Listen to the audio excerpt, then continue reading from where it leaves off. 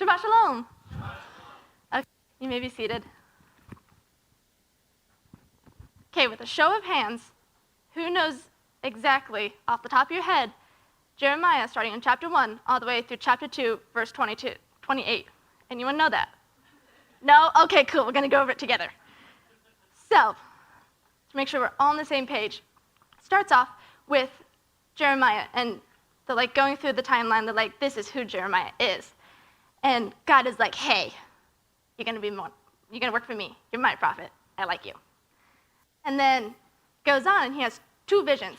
And the first is, hello? Okay. Sorry, I lost myself for a minute.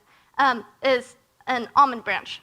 And then the second one is a big pot of boiling water, and it's tilting from the north.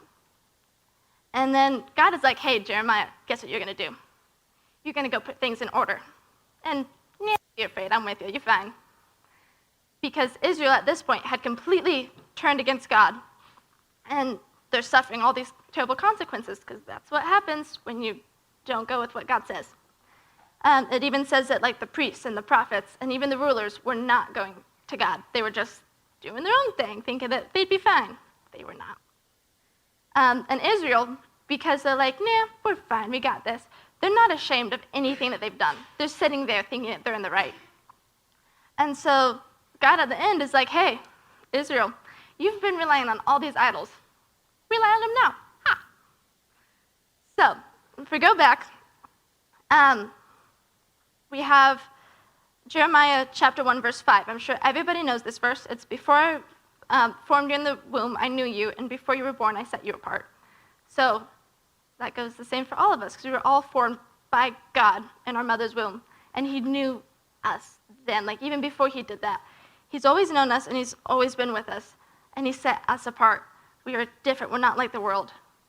And then Jeremiah, he gets told by God, he's hey, I can't do this. He's I'm just a little boy. I don't know how to speak. Uh-oh, my bad. And God is no, nuh-uh. That's not an excuse. You're going to do what I do. It's the same thing that Moses did, where Moses was dude, I can't speak. And God was hey, don't worry, I got you. You're fine. Now, it's important to understand that it is commonly thought that Jeremiah would be in his late teens or early 20s, so my age. And God is hey, guess what you're going to do? You got to go put Israel into place. That would be a little scary, right? Don't want to go up to an entire nation and be what you're doing is wrong. Let me tell you why. I wouldn't want to do that. But God is hey, don't be afraid. I'm on your side. Because what do we have to fear if God is with us, right? There's nothing that can come in between us. He's the most powerful, so there's nothing that can stop us. And then Jeremiah has this vision, and God's hey, what do you see? And Jeremiah's oh, it's an olive branch. Now, this didn't make sense to me, so I had to Google it.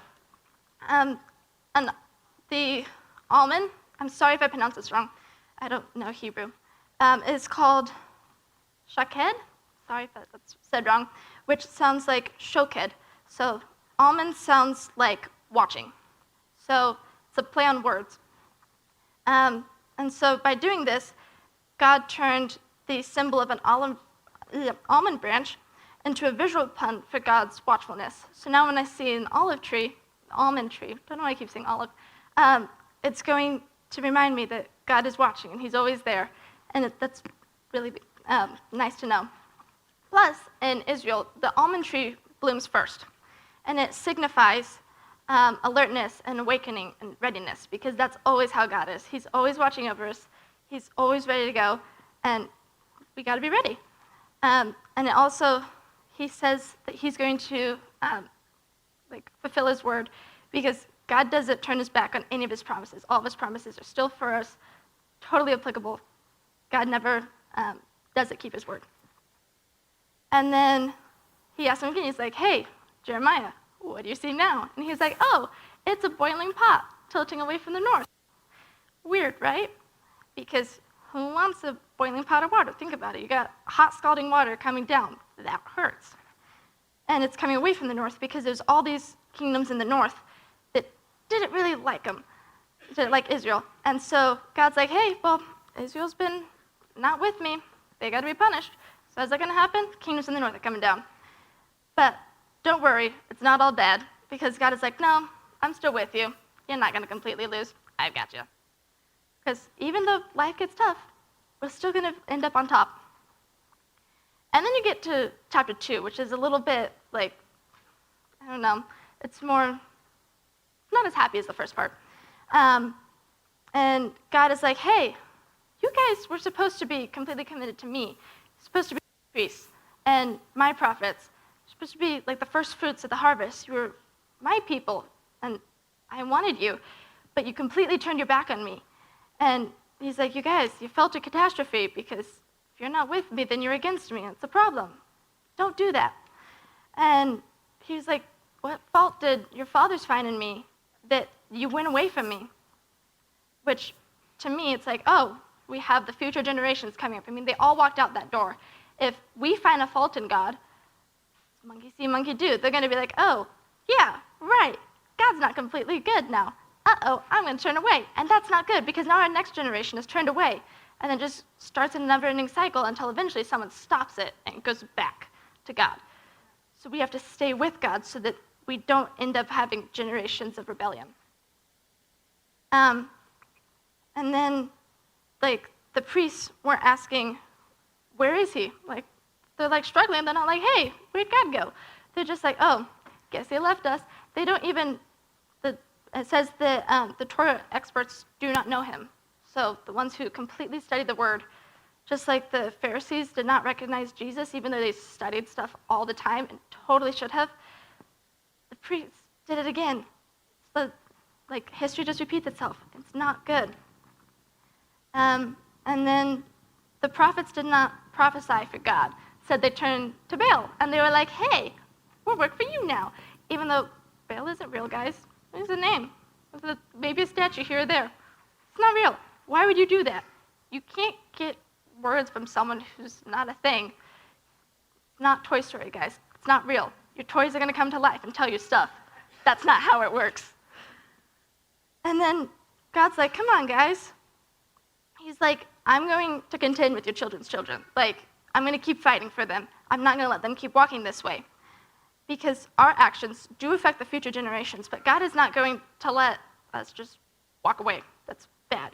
He wants us to be with him.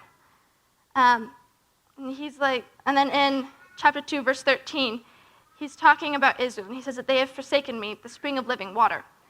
And if you go into John, both in chapter 4 and chapter 7, you have two stories where Jesus talks about the spring of living water. You have one with Jesus and the Samaritan woman, where he's like, yeah, if you drink this water, you're going to become thirsty again.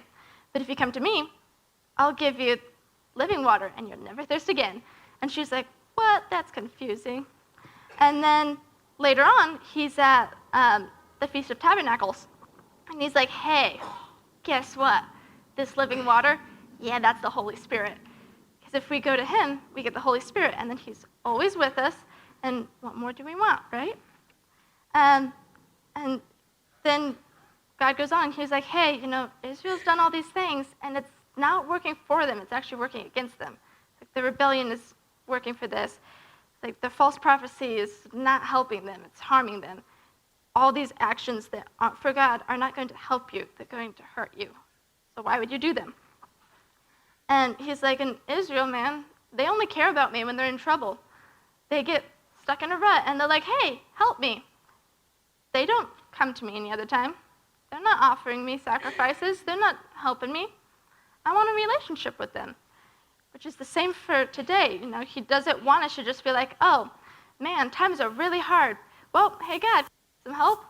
He wants us to be like, hey, guess what? Today was a great day. I did this, this, and this. Thank you for that. That was amazing.